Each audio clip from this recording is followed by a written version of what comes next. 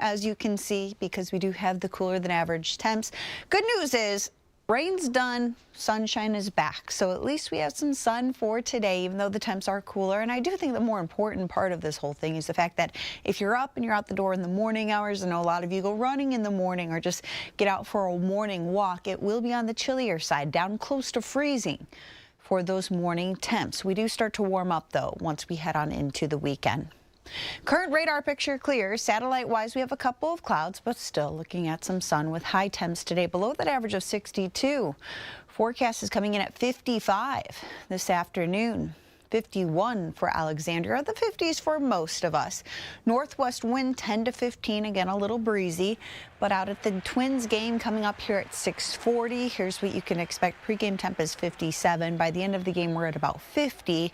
Might have a little bit more cloud cover in place by the end of the game, with feels like temps into the mid-40s. So dress for temps into the mid-40s throughout the game tonight. Temps overnight drop down to the 30s, so 37 here in the metro. But even looking out to St. Cloud, Alexandria, Willmar, you're down to around freezing for some of those low temps, which means tomorrow morning it'll be a chilly one. And then by the afternoon hours, high temps only climb to the upper 50s this time. So 58 in the metro, 53 for St. Cloud, 52 as we look out to Rice Lake, and 56 in Glencoe. Might have a little more cloud cover in place tomorrow. And then as we go into the afternoon, it's one of these weather situations where more than likely you're going to be dry throughout the day Wednesday. But we call them diurnal afternoon showers, meaning as we heat up a little bit in the afternoon, a couple pop-up showers could kind of move on through pretty fast. Tomorrow afternoon, we do have that possibility. So I do want to at least mention it. But again, minimal impact at best with that one there. And really, when it comes to the whole next 7-day forecast, that's pretty much it.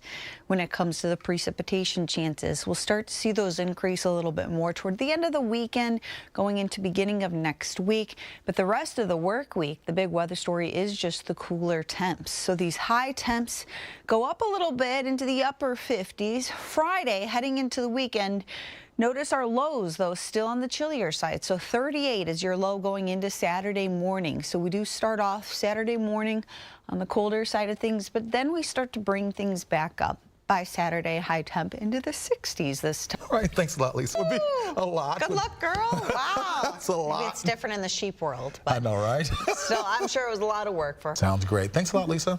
And thank you guys for joining us. The news continues right now on our streaming service, CBS News Minnesota. Have a great afternoon.